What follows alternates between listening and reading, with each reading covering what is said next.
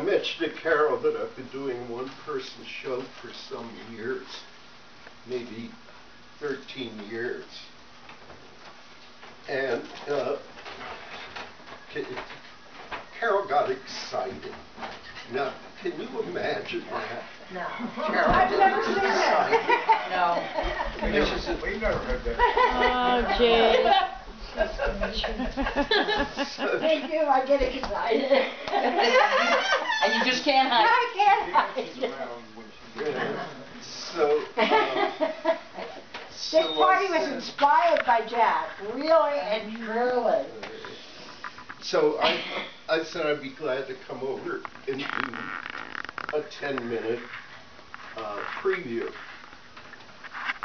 Now, I have a cheat sheet because the preview isn't in order. It skips around, so you can make sense out of it and get an idea of what the play is about.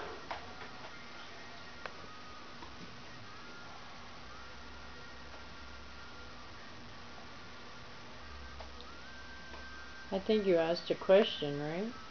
No, he told us. You really know what the play is about. Okay, cool. My parents loved me. They raised me to think about people, the world, humanity, beauty. I was born into the mind, lamplight, the warm living room. My father in an armchair reading about China. My mother with the newspaper on a long sofa. Orange juice on the table in a glass pitcher.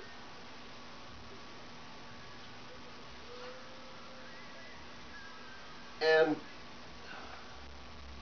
they read me a book about all the people in so many different uniforms who came to our house from all over our beautiful city to help our family. The delivery man from the grocery store, the mailman with the mail, they're all so kind.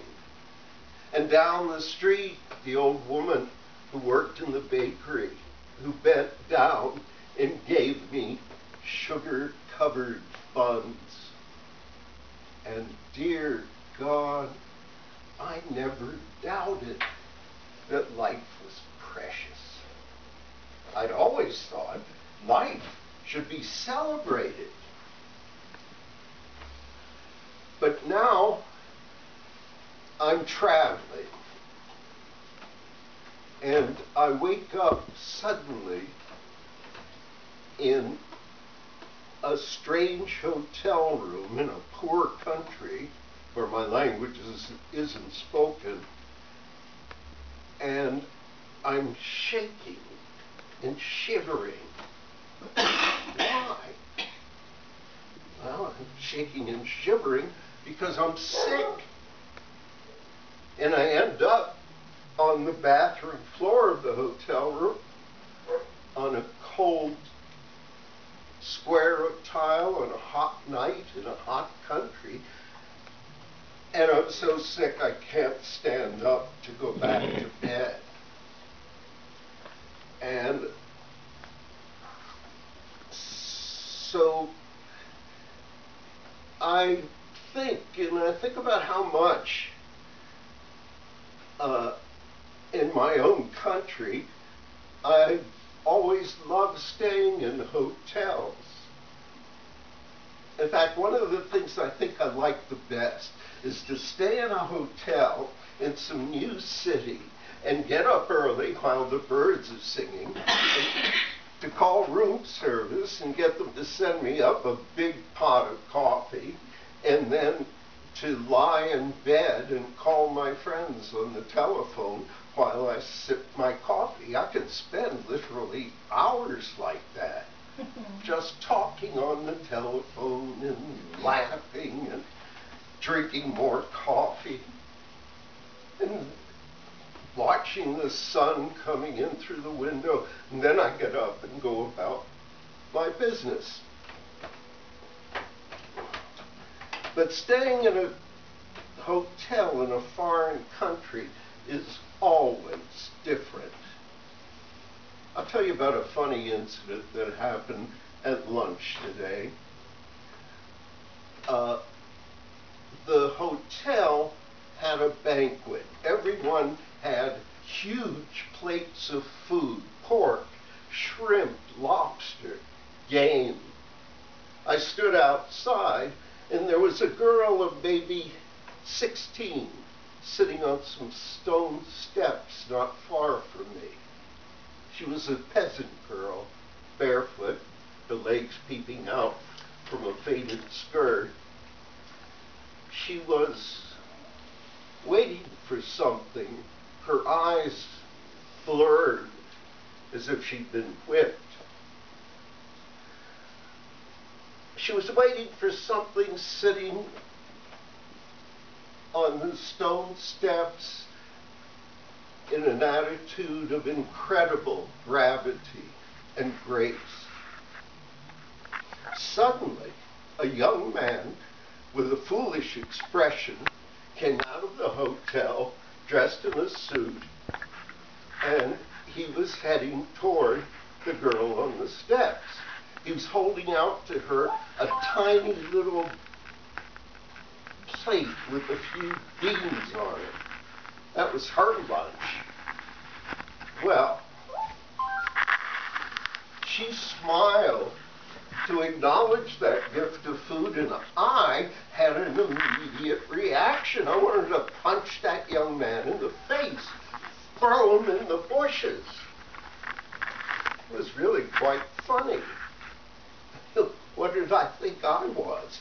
This week's radical gorilla? He went back inside, oblivious of me, of course, and the moment passed.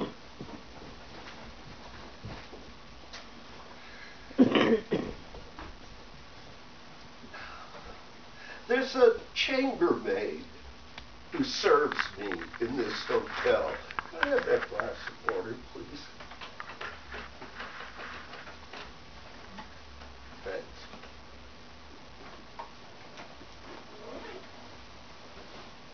So she serves me in this hotel, and I realize that the chambermaid's condition is not temporary. A life sentence has been passed on her. She's to clean for me and to sleep in filth. Not she's to clean for me today and I'm to clean for her tomorrow. Not she's to sleep in filth tonight and I'm to sleep in filth some other night. No, the sentence says that she will serve. And then on the next day, she will serve, and she will, right up until her death.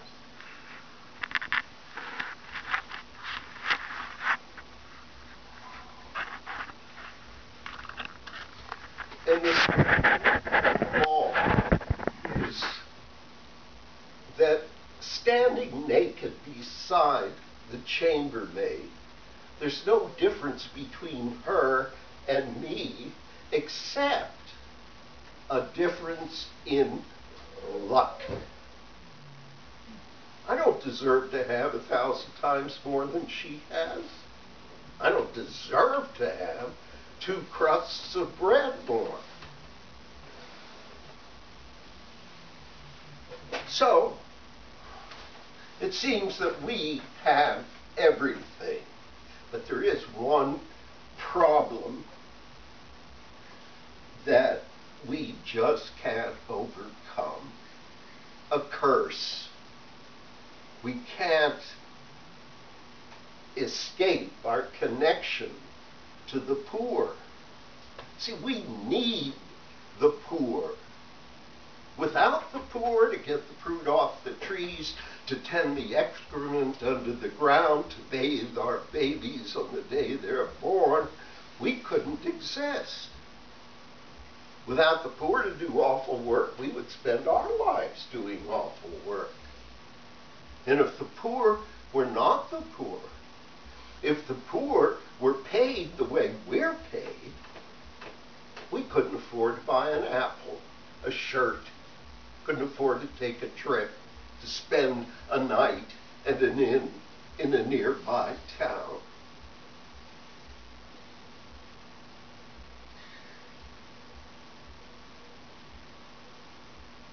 One thing I just can't understand, and I can't stand, the way people say, when I was a child, I loved elephants. When I was a child, I loved balloons. Are they trying to say that if they saw a balloon today, or an elephant today, that they would not love them? Why wouldn't they love them? I think we still love what we've always loved. How could we not? One thing I've always loved, I wonder if you did too, was the wonderful way valuable small presents, the birthday presents and Christmas presents adults always gave to each other, were wrapped, were packed.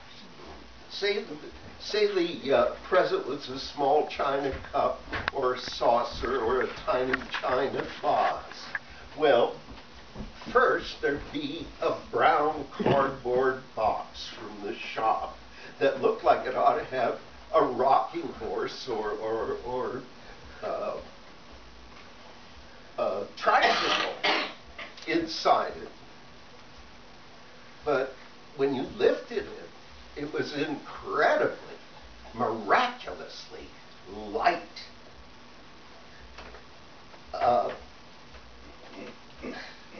And you would always imagine that this big brown box had been packed up and sealed up by some sort of huge and muscly industrial workers who cared nothing about what was inside the box.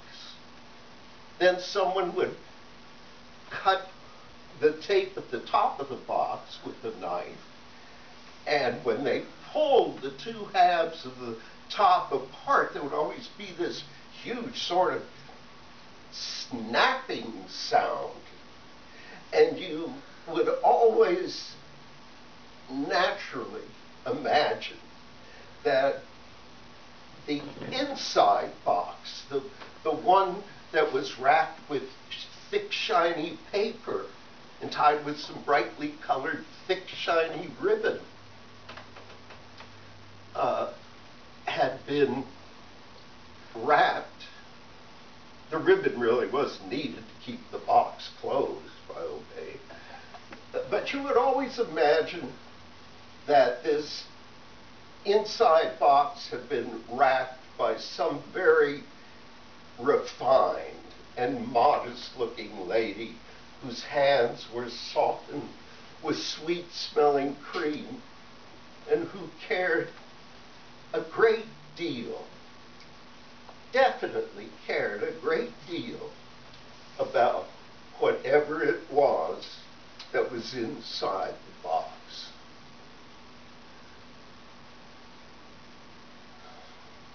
Thank you. Wow.